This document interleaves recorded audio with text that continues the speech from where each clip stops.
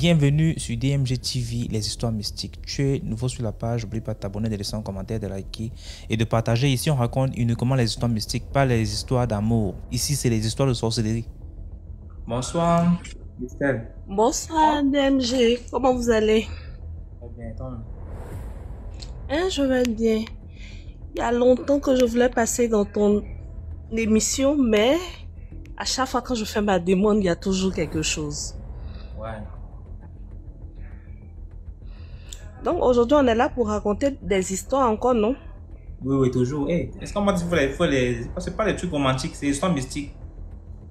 Oui, je le sais. Il y a longtemps que je te suis, hein. Je suis D'accord. pas les nouvelles abonnées là, hein. Je suis les abonnés qui ont commencé depuis longtemps. J'ai confiance. Donc j'ai une petite histoire pour vous. C'est l'histoire de mon papa et sa grande sœur. Vraiment, il y a quelque chose qui s'est passé. Peut-être d'autres vont me dire ce qui s'est réellement passé. Mon papa et sa grande sœur, en tout cas les deux ne s'entendaient toujours pas. Aujourd'hui ils s'entendent, demain ils sont en palabre. Et un jour, un vendredi, mon papa est tombé malade. Et sa grande sœur aussi est tombée malade le même jour. Le même jour, elle, ils l'ont envoyée à l'hôpital et ils l'ont libérée le lendemain. Mais nous, notre papa est resté. Et les deux sont décédés aussi le même jour.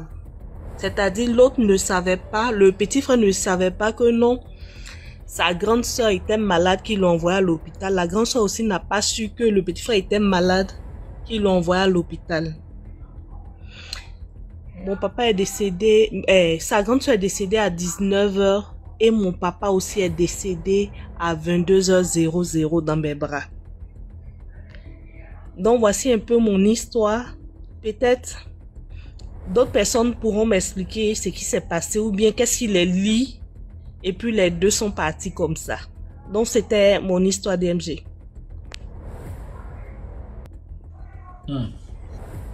C'est terrible, hein? Fais-moi descendre. Mes condoléances. Merci. Mon business. DMG, bonsoir. Comment tu vas? Pardon, attends. On va passer. Coucou DMG. Bien. Tu m'entends? Oui, très bien. Hein? Oui, on te suit Ok. très bien. Mais DMG, qu'est-ce que tu nous fais comme ça là? Est-ce que c'est- Ah ok. C'est pas moi. Tu nous fais quoi? Tu fais l'école buissonnière là? C'est pas bon, hein? Hein? Oh. Et c'est pas bon, hein, ce que tu fais là. Je m'excuse. Y a pas de souci. DMG, moi-même, bon, je te cherchais depuis même. Tu m'entends Oui. bien? Oui, très bien. Ok. Tu sais, la dernière fois, tu avais expliqué une histoire comme quoi, quand vous voyez les astuces sur les réseaux, les choses comme ça, là, n'essayez pas, ou bien toi, tu donnes pas le numéro de qui que ce soit, tout ça. Franchement, j'avais vécu un truc là, mais ceci-là, je voulais pas monter parce que, bon, j'étais un peu occupée.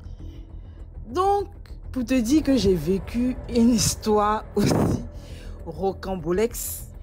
Tu sais, je t'avais expliqué que mon fils avait perdu son meilleur ami dans le mois de décembre. Là. Tu te souviens, non?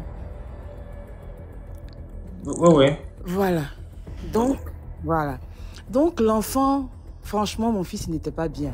Il avait vraiment pris un coup. Il était vraiment très, très, très mal en point. Donc, je me suis dit, bon, au départ, je voulais l'envoyer au pays, tout ça. Après, les gens, j'ai vu un peu des gens m'ont dit, non, c'est normal, hein, ils étaient tellement attachés. C'est normal qu'ils vivent la chose comme ça, tout. Donc, un jour, je me rappelle, c'était Côte d'Ivoire-Congo. Parce que son ami, il est congolais. Donc, c'était pendant la Coupe d'Afrique, la Côte d'Ivoire-Congo. Et mon fils me fait... je dis, bon, on va aller au cimetière parce que vous attendiez tellement la Coupe d'Afrique ensemble et tout. On va aller au cimetière, on a acheté des bouquets de fleurs, on est allé au cimetière, tout ça. On a déposé, on a parlé. Aujourd'hui, la Côte d'Ivoire, nos deux pays s'affrontent. tout et tout, Côte d'Ivoire, Congo, que le meilleur gagne. Bon, ils sont restés là, lui, il a pleuré, on a parlé, puis on est rentré. On est rentré, il y avait mon petit neveu de 4 ans qui était là. Et ce jour-là, depuis le décès, tous les amis ne s'étaient pas rencontrés. Et comme il y avait le match, ils avaient décidé tous de se rencontrer. Ils se sont tous rencontrés, ils étaient là. Moi, j'étais à la cuisine en train de faire à manger. Et mon petit neveu, il a 4 ans. Mon neveu, il était là, il jouait à côté de moi dans la salle à manger. Moi, quand je suis dans la cuisine, je vois la salle à manger. Donc, il jouait, il était avec mes filles. Et puis, c'est comme s'il suivait quelqu'un. Il est là, il regarde autour de lui, il regarde, et puis il suit. Il monte à l'étage. Bon, on ne s'est pas occupé. On était tous là concentrés sur le match et tout. Et l'enfant revient en rigolant. Tout content, rigolant. On dit, aïe, toi tu es seul, tu es seul, tu rigoles. Et il nous dit non. Et puis il dit, on dit, mais qui te fait rire? Et il donne le nom du jeune. On a tiqué. On s'est tous regardés. Donc, moi je me suis dit, attends. Et je lui propose la question. Tu as vu qui? Bon, je vais dire Yves. Je donne Yves un nom comme ça. Il dit, mais c'est Yves. On dit, il est où? Il dit, il est là-haut. J'ai dit, on était glacés. Donc, mon fils, après, le lendemain, il me fait, je vais te faire une confidence. Je dis, vas-y. Il dit, tu sais que tous les soirs, quand je rêve, je le vois, on est là, on cause, on rigole. Et c'est les seuls moments où je me sens bien. J'ai dit, ah, c'est qu'il y a un problème. Donc, j'étais là comme ça, j'étais en train de surfer sur les réseaux. Et puis, je vois un gars sur les réseaux là. Il y a une dame qui avait expliqué à peu près le même problème. Et j'ai vu que le gars lui a donné il lui a donné des conseils tout et tout. Il lui a dit, après, rentre dans mon PV. Je l'ai de m'asseoir. Moi aussi, ici, rentrer dans le PV. Puis j'ai expliqué le truc. Le gars me dit, ok, envoie-moi les 2 noms. Il dit, J'ai dit, d'accord. Il dit, tu m'envoies les 2 noms. Comme j'avais encore le faire pas de son ami, c'était passé en décembre, donc ça fait pas si longtemps. J'ai dit, ok, il n'y a pas de souci. Après, quand je suis allée me coucher, je me suis dit, Seigneur, est-ce que ce que je vais faire là, c'est une bonne chose? Vraiment, il faut me révéler ça parce que vraiment, on dit que le dehors est mauvais, mais franchement, j'ai dit, quand je me suis couché la DMG, dans mon songe, je me suis vu en train de balayer 2 tombes. 2 tombes, j'ai dit, quand je me suis levé comme ça, j'ai prié sur prière, prié. Je me regarde ma montre, il est 3h30. J'appelle une amie qui me met en contact avec un homme de Dieu. L'homme de Dieu me dit, ce qu'il vit là, c'est normal. C'est parce que ce jour-là, vous êtes partis sur la tombe, vous avez parlé et tout, c'était le truc, tous les amis, c'était la première fois qu'ils se retrouvent, que c'est normal, ça va lui passer. Il ne faut pas créer d'autres choses qui...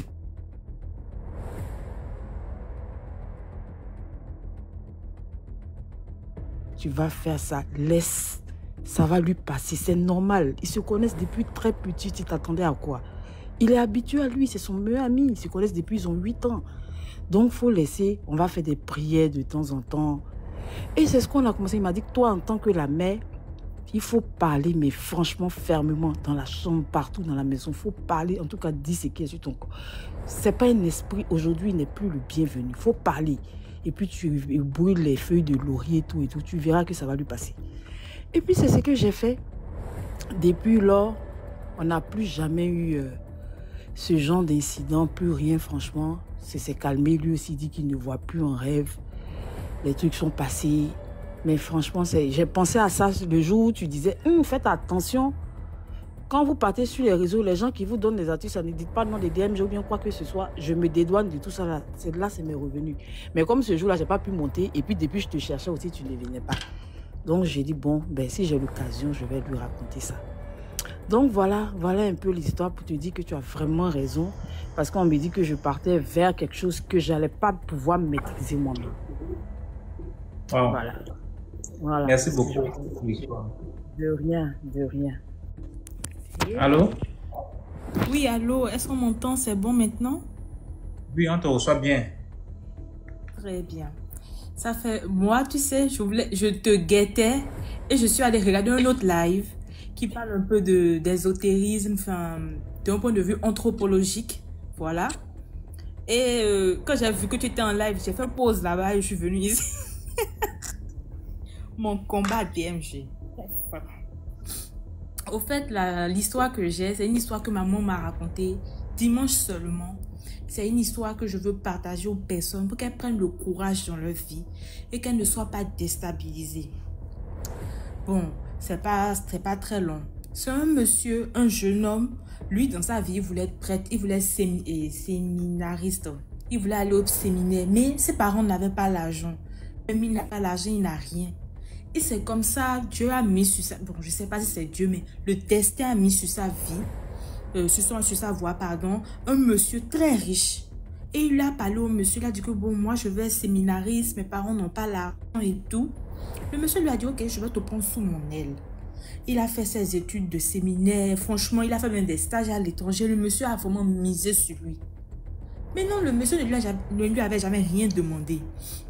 Et pour lui, c'était son bienfaiteur. Le bienfaiteur lui dit finalement, mon petit, comme tu es devenu prêtre, tu as été ordonné, viens faire une messe à la maison chez moi. Là, comme ça, je vais te présenter à mes amis, à ma famille. Ils vont voir que vraiment celui-là, j'ai misé sur lui, tu es devenu intelligent et tout. Il a accepté, il est allé DMG. Quand il est allé là-bas seulement, il a remarqué que eux tous, ils ont porté veste noire. Eux tous sont noirs. Et ils ont garé les voitures partout.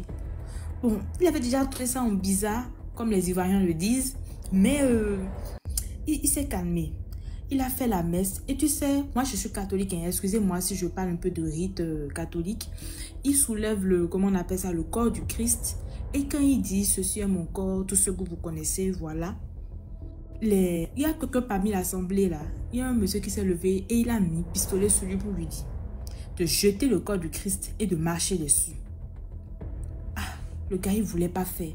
Et le gars a tiré une fois, il a dit que de faire ça, sinon c'est lui qui va mourir.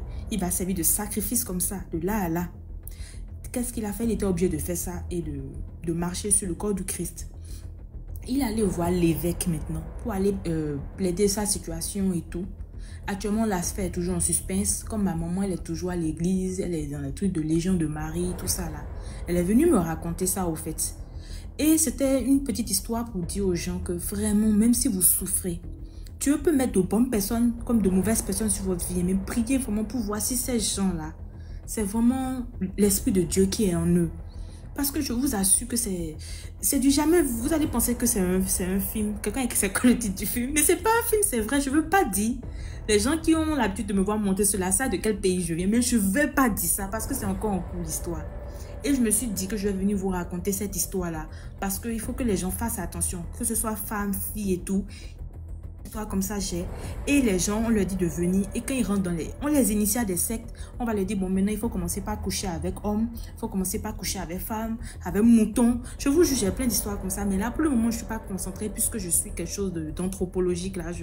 Peut-être si ça finit vite je vais revenir sur le live et on va en parler DMG. C'était ce que je voulais vous dire. Merci beaucoup. Ok, bisous. Bonsoir Ariel. Bonsoir DMG. Est-ce que tu m'entends? Oui, très bien. Je pense que tu me reconnais, c'est celle qui avait raconté l'histoire de son ami qui l'avait amené dans la secte là, improvisée là. Voilà. Là ce soir je reviens avec une autre histoire parce que moi j'en ai un max. Hein. Et puis, c'est des trucs qui donnent des leçons. Donc, c'est pour cela que je reviens encore. Déjà, pour dire que c'est très bien de prier. Même si on ne s'est pas encore découvert. Parce que les gens pensent que pour se découvrir, il faut aller pratiquer les sectes. Il faut apprendre la magie. Non, le Saint-Esprit t'aide à te découvrir. Mais il faut déjà te disposer. Donc, quand tu es un enfant de Dieu, la grâce que tu as, c'est que rien ne t'arrive au hasard en fait. Rien ne t'arrive juste comme ça. Souvent Dieu va te donner, même si c'est un petit signe, sauf si tu ne suis pas. Donc, c'est comme ça que le fils d'un monsieur de renom de mon pays me fait la cour. Il me fait la cour, le temps passe. Et puis, moi, je refusais parce que, voilà la deuxième leçon pour que ce soit les femmes ou les hommes. Vraiment, quand quelqu'un vous fait la cour, et puis tous vos traits, c'est-à-dire quand vous êtes avec la personne, vous vous sentez pas bien, n'allez pas. Ne vous dénudez pas devant la personne. C'est une très mauvaise idée. Bref. Donc du coup, avec lui, je ressentais toujours ces signaux-là et tout. Et ça faisait en sorte que je le refuse, tu vois. Donc, un jour, il a commencé à m'harceler en fait. À 3 heures du matin, il m'appelle. Oh, s'il te plaît, est-ce que je peux venir te chercher? On va à la plage. Mon frère, tu vas m'appeler à 3 heures du matin pour aller à la plage. On a vu ça où? Oh, là je m'ennuie, là il avait toujours des histoires à dormir debout. Tu sens qu'il est en train de réfléchir pour te donner la raison pour laquelle il veut t'amener à la plage à 3 heures du matin. Oh non, là je traîne, là je m'ennuyais. Est-ce que je peux venir te chercher pour t'amener à la plage? Je dis non, moi je ne pars pas à la plage à 3 heures du matin. Le lendemain, autour de 4 heures, il te rappelle, bon là il fait 4 heures, est-ce que je peux venir te chercher? Je dis non, pourquoi tu n'attends que les heures bizarres pour me proposer d'aller à la plage? Non, je ne veux pas aller à la plage, je ne suis pas intéressée. Il a raccroché. Le lendemain, à 23 heures, il m'appelle. Oh non, là, il ne fait pas encore trop tard. Est-ce que je peux venir te prendre, on va à la plage? J'ai dit que non. Je ne sais pas ce que tu as avec cette plage, mais moi, je ne vais pas. C'est comme ça que quand je raccroche, je sens comment le Saint-Esprit commence à s'animer de colère en moi. Il commence à me demander de prier. Je prie, il me dit que le gars là, il veut me tenter. Demain matin, il va t'appeler. Il te dira que vous allez à la plage vers 9 heures, il faut partir. J'ai dit, ah, Seigneur, quelqu'un qui m'appelle aux heures là, il dit qu'il faut partir. Pars avec lui. J'ai dit, ok. Vers 8h30, comme ça, le gars m'appelle. S'il te plaît, est-ce que là, je peux venir te chercher? Parce que là, il ne fait pas nuit. J'ai dit, oui, viens me chercher. Du coup, il vient me chercher. Je te dis qu'en chemin, je ne faisais que prier. Réciter les psaumes fatigués. Parce que même si j'avais confiance, parce que je sais que quand le Saint-Esprit me dit fais, en général, il me protège, mais j'étais quand même inquiète en fait. Du coup, je priais. Même les trucs pour la plage qu'il a réservé, tu sais, les amuse-gueules et tout, ce n'était que pour lui-même. Donc, il n'a même pas acheté pour lui et pour moi. Genre, il m'amène à la plage, mais il n'achète des trucs que pour lui. On arrive à la plage. Tu vois, quand, je sais pas, il y a des gens qui manifestent sans doute le Saint-Esprit ici, mais quand tu as le Saint-Esprit et qu'il est en mouvement, genre, tu marches, mais en toi, ça bouge comme si c'était genre la maison qui bougeait comme ça pendant le vent, en fait. Je sais pas comment expliquer. Donc, j'étais vraiment là, mes pieds tremblaient, donc c'était mélangé avec sa présence et la peur de la chair a toujours peur, non? La rage aussi que... Le sentiment, en fait, tout était mélangé. Après, j'étais là assise. Mais par la grâce de Dieu, quelques jours avant tout ça, j'avais regardé un dessin animé par hasard comme ça. Et dans le dessin animé, on enseignait un peu comment reconnaître, comment éviter la magie. C'était un dessin animé, hein, je t'ai dit. Mais dans le dessin animé, il y avait une leçon. Bizarrement, je dormais, mais au moment de la leçon, je me suis réveillée. C'était comme si on m'avait réveillée pour que j'écoute. Et dans la leçon, on disait, quand on veut te faire rentrer dans la magie, on veut te faire participer à un acte magique, on a besoin que tu y crois. On a besoin que tu acceptes cette réalité qu'on te montre. En fait, c'était des petits qui étaient rentrés dans un endroit qui en réalité était un truc magique, donc c'était pas réel. Et celui qui accompagnait, celui qui était avec l'autre voulait accepter. En fait, il voulait croire en tout ce qu'il voyait. Et l'autre lui disait, non, ne crois en rien de tout ce que tu vois. C'est du fake. Si tu y crois, tu ne vas pas sortir avec moi. Tu ne vas pas survivre, tu vas rester. Donc, c'est resté dans ma tête. Après, c'est comme ça que moi, j'étais la première à aller marcher au bord de la plage parce que j'avais besoin de prier d'abord sur la zone où lui et moi, on était allés avant qu'il ne m'amène vers là. Donc, je m'en vais marcher au bord de la plage tranquille, tranquille. La plage était bien, je marchais. C'était comme d'habitude, non, la plage avec le sable et tout. L'eau, le sable.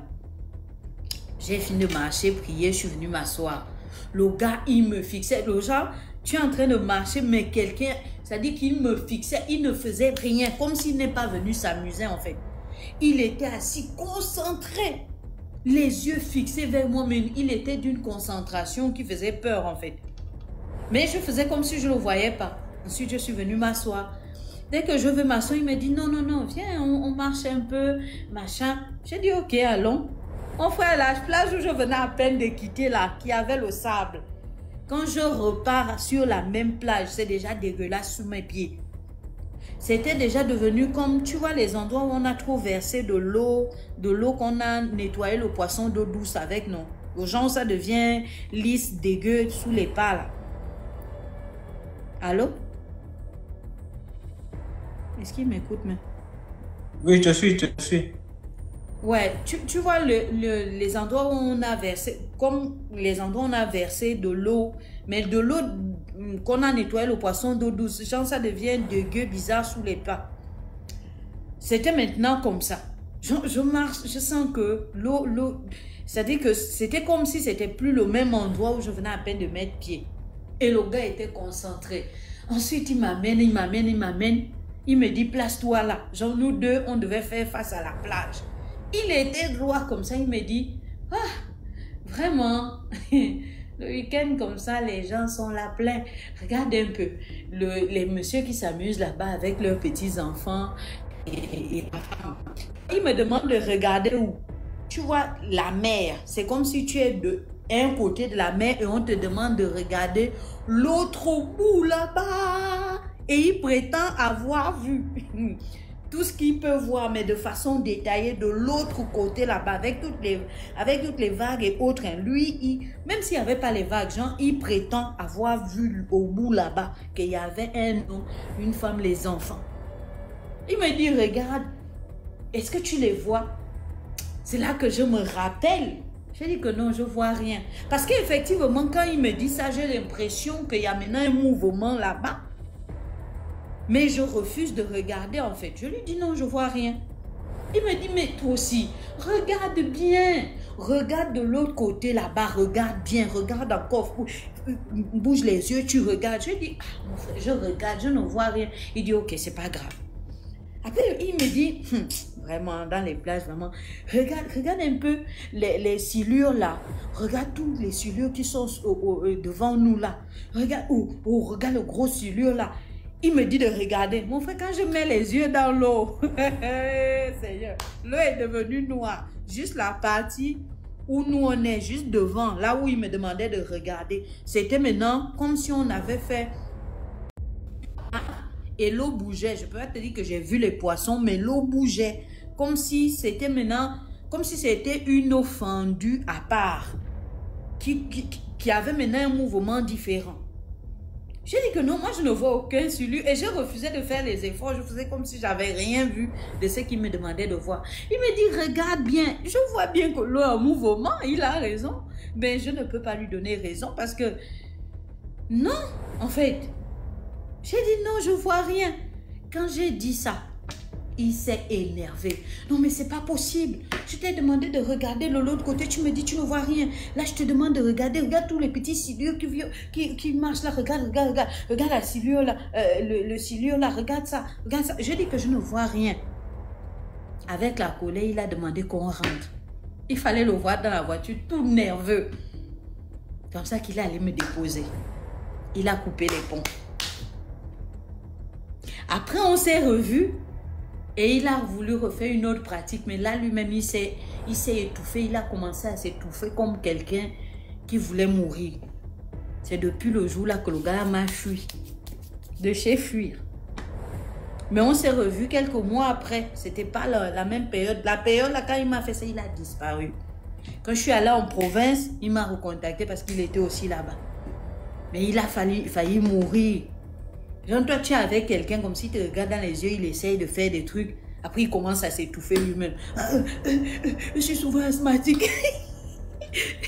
Après ça, il a fui. Jusqu'à aujourd'hui. Donc, prudence. Vraiment. Et la prière, c'est la base. C'était ça. Merci beaucoup pour l'histoire. De rien. Allez, commenter. Ok. Bonsoir. Bonsoir la famille DMG. Comment tu vas? Ça va et toi? Très bien, merci. Ok, cool. Alors, je viens depuis le Gabon, à Libreville. Je viens faire un témoignage que j'ai vécu et je vais vous expliquer en fait pourquoi cette histoire ce soir. Alors, j'ai été dans un mariage, dans une relation avec un gars de chez nous, enfin un Gabonais. Et le gars était super chrétien. Il était à l'école pastorale. Il était sur le point de devenir en fait pasteur. On devait le consacrer prophète en fait. Donc oui, le 241 représenté. Donc le gars en fait, on se met en couple bien tranquille. C'est un gars tranquille, doux et tout, bien gentil. Ça prie. Donc on s'emmerde pas quoi. C'est pas le genre de gars qui va être dehors, qui boit, qui fume et tout. Donc, il est toujours dans son école pastorale, ecclésiastique et tout. Si c'est pas ça, ses petites bricoles, la maison et tout. Donc, moi, quand je vais au boulot le matin, je ne rentre que le soir. Si je viens à 17h et que c'est un jour de culte, je le retrouve à l'église et puis on rentre le soir après le culte et tout. C'était comme ça. Pendant 2 ans. À la 3e année, il a fait la demande en mariage chez mes parents. Mes parents n'ont pas voulu. Mon père, paix à son âme, à l'époque ne voulait pas, il disait qu'il sentait pas le gars, que c'était pas quelqu'un de vrai et que franchement, il disait, il se méfiait que les gars chrétiens là, les gens d'église là, non, il préférait qu'on continue la relation comme ça, il voulait vraiment pas qu'on officialise les choses. Et le gars aussi foutait la pression parce qu'il disait que bon, lui il va être consacré, il peut pas vivre dans le péché, la fornication et tout, il fallait impérativement qu'on se marie. Donc, on a fait plusieurs démarches, on est allé voir les oncles, les anciens dans ma famille et tout. Mon père était catégorique, il a dit, moi, le père là, je ne veux pas que ma fille aille en mariage chez le gars là. Continuez votre histoire d'abord comme ça, vous êtes jeune, essayez d'apprendre à vous connaître. Mais l'affaire du mariage là, moi je ne suis pas dedans. Donc, voilà, on a continué comme ça. Ensuite, en 4e année, nous sommes mariés et mon père n'est pas venu au mariage. C'était pas le mariage traditionnel, c'était le mariage à la mairie. Il a fait une procuration où il demandait à mon grand frère de le représenter. Il n'était pas malade, hein, il était bien, mais il ne voulait simplement pas venir parce qu'il n'était pas d'accord de ce mariage. Donc, nous nous sommes mariés et puis on a continué notre histoire comme ça. L'année qui a suivi, nous sommes revenus encore le voir pour demander encore la liste pour le mariage coutumier. Le gars était catégorique, il a dit, il veut pas. Vous êtes allés vous marier, restez dans votre alliance là-bas. Moi, je veux pas de ce mariage. Et puis, le gars a commencé à dire, oui, voilà, ta famille est bizarre et tout. Voilà, tu peux pas faire d'enfant parce que tes parents t'ont mis un serpent dans le ventre et tout. Il commence à me mettre vraiment des choses bizarres dans la tête. Ah! Et le truc, c'est que à chaque fois que j'attrapais un retard, ça sortait. C'est-à-dire, ça dépassait pas 4 mois. Dès que j'arrive à 3 mois et demi, ça sort. Et la fatale, c'était carrément quand j'avais eu une grossesse, en fait, qui est arrivée jusqu'à 7 mois. Et puis un matin, je me suis réveillée, le ventre était redevenu plat. Aucune trace de saignement, rien. L'enfant avait juste disparu comme ça dans le ventre. Ça avait fait un problème. Le gars était venu avec sa famille chez mes parents et tout. Ils étaient venus crier, faire un peu de désordre, quoi. Dire que voilà, rendez-moi mon enfant et tout, ça c'est mon sang. Vous jouez avec votre fille, vous faites ça avec votre enfant, pas avec mon sang et tout. L'enfant avait disparu comme ça du ventre à 7 mois et demi de grossesse. Je n'ai jamais eu de saignement, je n'ai jamais eu de douleur, jamais de contraction, rien. C'est-à-dire, j'ai bien dormi le matin, je me suis réveillée. Le ventre avait seulement disparu. Et puis, pendant plusieurs mois, je suivais des traitements, je suis repartie à l'hôpital. Même la structure hospitalière qui me suivait, vraiment, tout le monde tombait des nuques, mais c'est impossible. Si vous n'étiez pas venu ici enceinte, on vous aurait dit que vous n'aviez jamais été enceinte. C'est incroyable. Donc, je suis restée encore comme ça 1 année. Et puis, ça faisait toujours des problèmes avec la famille et tout. Il y avait maintenant la distance. Parce que tout le monde s'accusait. Et moi-même au milieu, en fait, je comprenais rien. Je comprenais rien. Je savais pas où ça pouvait venir. La famille du gars mettait la pression. Dans ma famille aussi, on mettait la pression. Mais il faut que tu sortes de ce couple. Et le gars est jumeau. Donc, il y avait ce truc-là qui ressortait à chaque fois. Oui, moi, je suis un jumeau et tout. On peut pas me faire ça. On joue pas avec mon sang et tout. Donc, moi, je m'étais carrément rangée, même du côté du gars, j'avais tourné le dos à ma famille. C'était carrément la catastrophe. Parce que tout ce qui pouvait être mauvais, tout ce qui avait de mal, de négatif maintenant, c'était que de ma famille, tout venait de ma famille. Et j'ai eu au compteur comme ça, on va dire quoi, 10, voilà, 10 grossesses qui sont passées comme ça, entre les disparitions et celles qui sortaient naturellement. 10. Au bout de la 11e grossesse, on avait eu un problème avec le gars et je fais un songe. Je fais un songe où il y a un serpent qui rentre dans la maison et je prends le balai. Donc je frappe le serpent, mais quand je frappe, le serpent se dédouble. Il se dédouble et les deux viennent maintenant vers moi. Donc je crie, bizarrement le réflexe c'est que je crie le nom de mon père. Donc quand je crie en fait le nom de mon père, je disparais. Et je me retrouve maintenant dans un endroit, pas désert, mais en fait il y a beaucoup de verdure. Il y a de l'herbe, la pelouse, mais il n'y a rien, il n'y a aucune habitation autour. Et je suis au milieu maintenant de mon père et de mon mari en question. Donc ça se chamaille, les deux discutent, mais la personne qu'on discute c'est moi. Donc je suis là au milieu, je les regarde, chacun crie de son côté. Et mon père dit un truc, tu pourras renverser de l'eau, mais pas briser le vase. Il a dit un truc du genre. Et quand il a disparu, il a dit, tu n'auras jamais ma fille, tant que je bois de l'eau et que mes pieds touchent le sol. Je me réveille.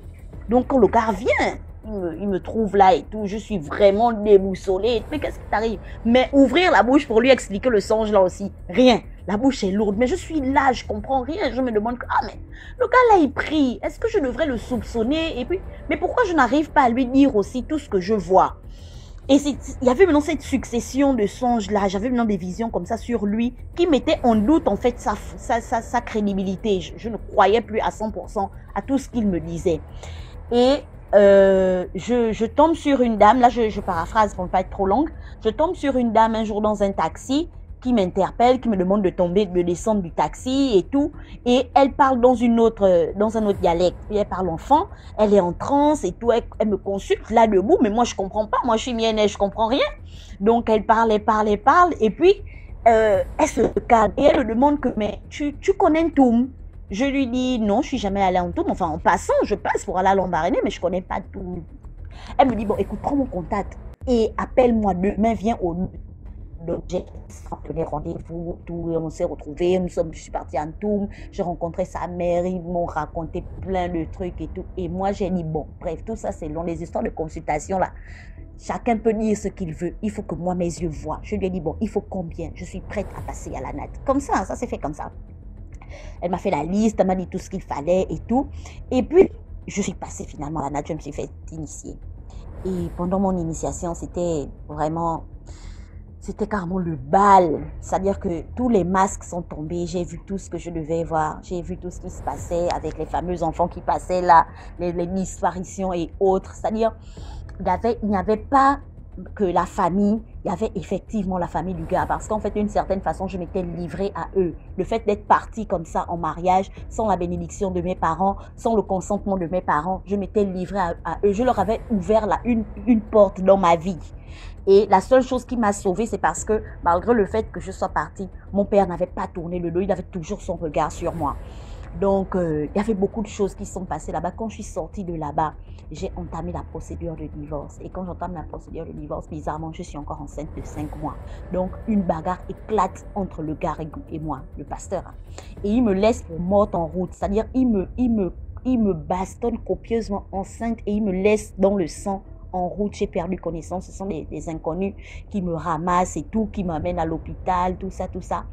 Entre-temps, la procédure de divorce est déjà entamée. Donc, en fait, le gars n'avait pas digéré.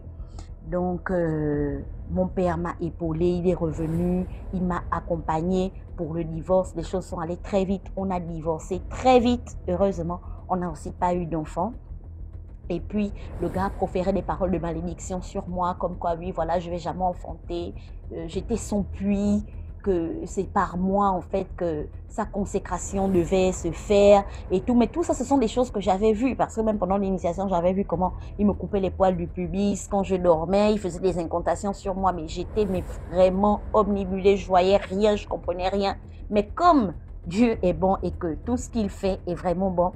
Il y avait eu ce jour et c'était le déclic. Il fallait que tout ça arrive, que je commence à voir des choses, que je tombe sur la dame du taxi, tout ça, tout ça. Et puis, on a divorcé. Et quand on a divorcé, je suis repartie chez mes parents, j'ai demandé pardon à mes parents, j'ai supplié mes parents, j'ai pleuré. C'est-à-dire, on a renoué nos liens. Et après que le divorce a été prononcé en juillet, mon papa décède en novembre. Donc, vous imaginez un peu.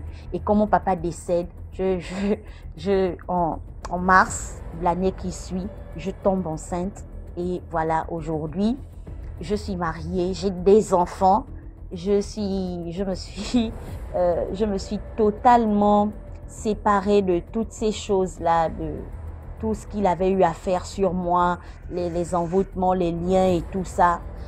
Et pourquoi aujourd'hui ça me revient? Parce qu'en fait, j'ai revu le gars en sortant du boulot aujourd'hui. J'ai été un peu nostalgique et je voyais combien il est misérable. Sa vie n'a toujours pas décollé. Il est resté le même. Il ne fait rien, toujours dans son ministère. Il est là, il tourne, il se cherche. Il est là toujours à chercher une âme fragile, sensible, facile à manipuler. Donc, la morale de l'histoire, c'est quoi? Vraiment, il faut faire attention. Souvent, on fuit des problèmes même dans notre famille et on va les rencontrer dehors. On se dit qu'on a trouvé la sécurité, on trouve la protection dans une relation. Mais quand on part en tournant le dos, en se mettant à dos notre famille, on se livre d'une certaine façon. On livre notre vie dans les mains de quelqu'un qu'on ne connaît pas forcément, qui est un loup déguisé en agneau. Parce que pour moi, comme c'était un gars qui voulait être pasteur, qui voulait être consacré, pour moi, c'était l'assurance. Il y avait la protection. Je me disais que bon, j'ai laissé les problèmes de la famille. Au moins chez lui, je vais avoir la protection. Mais c'était une grosse erreur. Et la chance que moi j'ai eue, c'était de renouer avec ma famille. Certaines ou certains n'auront pas forcément cette chance. Donc, faisons très attention. Quand les parents souvent disent qu'ils ne veulent pas ou ils insistent sur quelque chose, faisons très attention. Essayons de prendre du recul, de bien observer, de bien jauger la chose parce que souvent, ils ont très rarement tort. Donc, voilà. C'était la petite histoire que je voulais vous raconter ce soir. Merci. À la prochaine. N'oublions pas de partager, de liker, de commenter. Merci beaucoup pour l'histoire. Superbe histoire. Quand je vois dans les commentaires quelqu'un dit oh vraiment c'est une fausse histoire, vraiment. À vous, je vous pose une question. Quel serait son profit à elle de venir dire qu'elle a perdu, qu'elle est tombée enceinte 10 fois et avoir des fausses couches? Qu'est-ce qu'elle peut gagner à raconter une histoire pareille? C'est-à-dire que c'est pas genre c'est mon ami qui a eu 10 fausses couches ou bien 12 fausses couches. Qu'est-ce qu'une femme peut gagner à venir dire que voici, j'ai eu 12 fausses couches? Elle gagne quoi? C'est pas comme si je connais la fille à côté ou bien qu'elle est payée pour dire ça. Essayez un peu de tuer la tête. Qu'est-ce qu'elle peut gagner? C'est quoi son... Quand quelqu'un va écouter l'histoire, peut-être on va reconnaître même que c'est même telle fille. Hey, donc c'est comme ça qu'elle avait eu. Ça va être quoi? Ça va être quoi? Son gain. Si tu peux prendre un message derrière l'histoire, tant mieux. Si tu ne peux pas prendre un message, je n'ai pas obligé d'écouter les histoires. Je peux te déconnecter. Je peux venir dire c'est un mensonge, machin, tout ça. On n'est pas là pour ça. Oui, rebonsoir. Du coup, j'avais pas dit la moralité de mon première histoire. Du coup, je voulais dire aux parents que voilà, quand les enfants ils font des bêtises, c'est pas juste parce qu'ils sont... Tu as une autre histoire, tu peux inventer une autre histoire. L'autre histoire est passée. Quand on va rediffuser ça, c'est pas bon. Ceux qui n'ont pas écouté la première histoire ne vont pas comprendre ce que tu es en train de dire maintenant, c'est là. D'accord. Et du coup, la deuxième histoire, ça s'est passé dans l'établissement dans lequel j'étais inscrite. Et donc, du coup, le professeur, j'étais en CM2. Le professeur, quand il venait, il nous mettait des exercices au tableau et tout. Après, lui, il dormait. Donc, quand il dort, ben, les enfants font ce qu'ils veulent dans la salle, en fait. Donc, du coup, tout le monde était abandonné à lui. Notre prof, déjà, il était vraiment vieux, ce qui faisait qu'il dormait tout le temps. En plus, il était malade aussi. Donc, là-bas, on était assis sur des tables bancs. Et donc, du coup, sur les tables bancs, il devait avoir 3 élèves, voilà. Sauf que sur ma table, il y avait 2 élèves. Il y avait moi et une fille. Je vais lui donner le prénom de Lovina. Du coup, Lovina, elle était avec moi sur le même table banc. Elle et moi, on se parlait, mais pas tout le temps, en fait.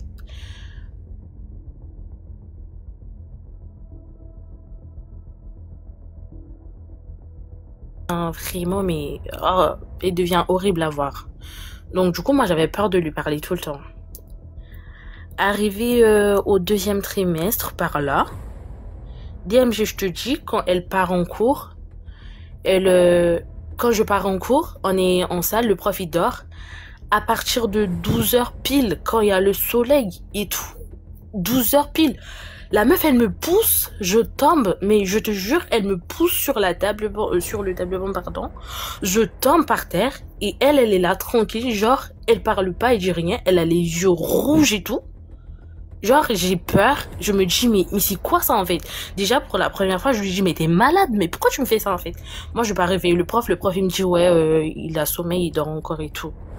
Après, moi, je me dis, ok, ben, ça va, je suis allée à côté de d'autres copines, on a parlé et tout, on a discuté. Moi, j'ai lâché ça.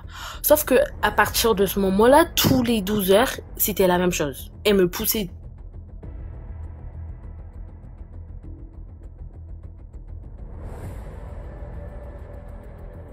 Rouge et tout.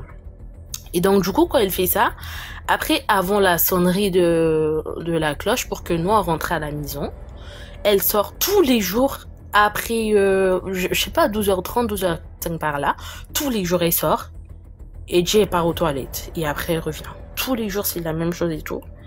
Et du coup, un jour, elle est venue, je sais pas ce qu'elle avait. Du coup, elle m'a poussée.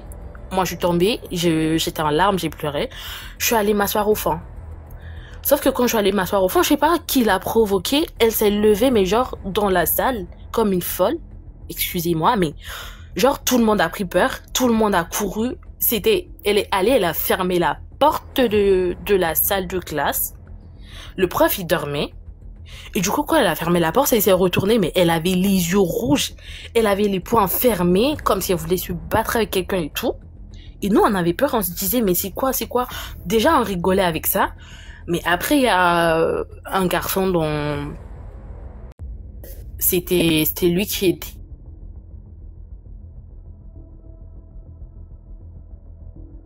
Ça va pas. Mais la façon où elle a poussé le gars, il est tombé. Il s'est cogné sur les bancs et tout. Après, le prof, il a changé les bruits. Le prof, il s'est levé. Le prof, il est venu pour l'attraper. Elle a attrapé le prof par le cou. Elle a attrapé le prof le cou. Le prof, il était terrorisé et tout. Et donc, du coup, elle se dirigeait maintenant vers nous. Tous les élèves, on était coincés, on était d'un côté, quoi, en fait. Donc, on était tous d'un côté. Quand elle veut venir vers nous, tout le monde change de côté. Et donc, du coup, on fuyait comme ça. Tout le monde était en train de prier. Des enfants commençaient à pleurer. Tout le monde, j'étais paniquée parce que de toute ma vie, c'est la première fois que je vis ça. Dans une salle de classe, je me dis c'est possible et tout. Et donc, du coup, tellement que ça criait de partout, y a un autre professeur qui était appelé le méchant de l'établissement. Il est venu, il a cassé la porte, mais vraiment de la salle de classe, pour faire sortir les gens. Donc, tout le monde était sorti en panique.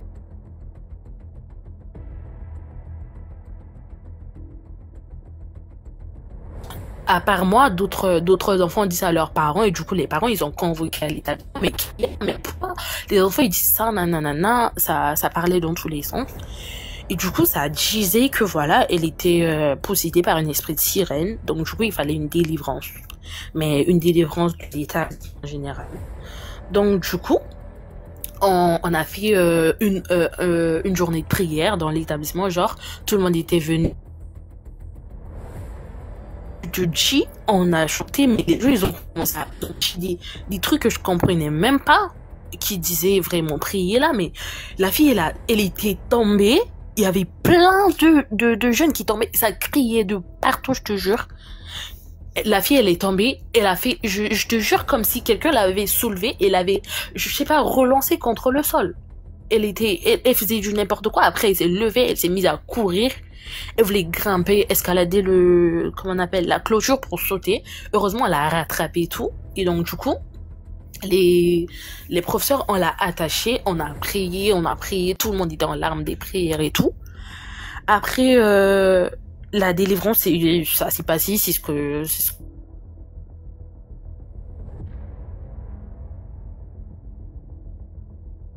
deuxième trimestre, mais on a continué à aller en cours. Après, moi, j'avais peur parce que, voilà, tous les jours, elle me pousse, ça va pas. Du coup, je me suis pas assise à côté d'elle, et elle a souri, elle a dit, mais ouais, viens t'asseoir à côté de moi. Je lui ai dit, non, mais je veux pas, parce que tu vas me pousser. Elle me dit, non, ça va pas me pousser. Après, je lui dis, mais raconte-moi ce qui s'est passé, pourquoi tous les jours tu me pousses? Après, elle me dit, en fait, tu sais, c'est pas de ma faute. Moi, j'ai un mari, et mon mari, quand il vient, ben, il veut pas s'asseoir avec toi. Et donc, du coup, c'est à cause de ça que je te pousse, pour que moi, je m'asseye au bout, et que...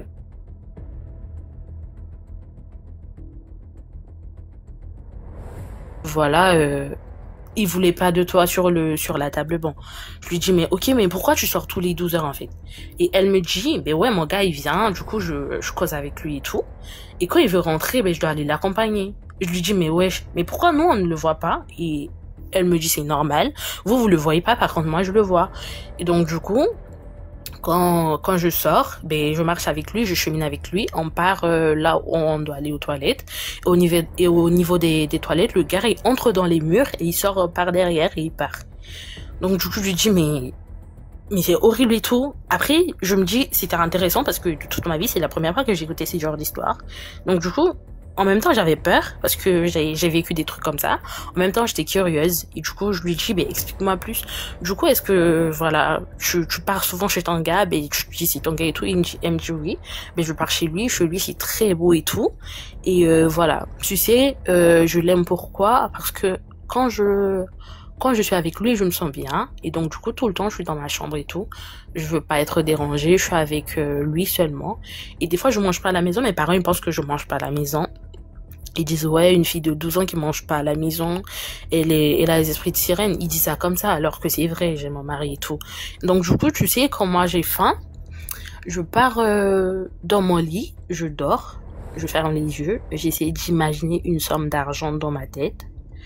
Après, je me lève, je soulève mon coussin, je trouve la somme que j'ai imaginée dans ma tête sous mon coussin, je prends l'argent, je pars acheter ce que je veux en fait. Après, quand je finis d'acheter là-bas, je sors, je rentre en cours de route, j'ouvre la main, je ferme ma main, j'ouvre la main, l'argent réapparaît dans ma main et je pars, je dépose l'argent sous mon coussin et le monsieur il vient, il prend l'argent disparaît. Après je lui dis mais c'est pas possible. Elle me dit je te jure c'est possible. Et après elle m'a dit, je lui ai dit mais du coup pourquoi tu es tombé, pourquoi tu as fait du n'importe quoi qu'on a pris?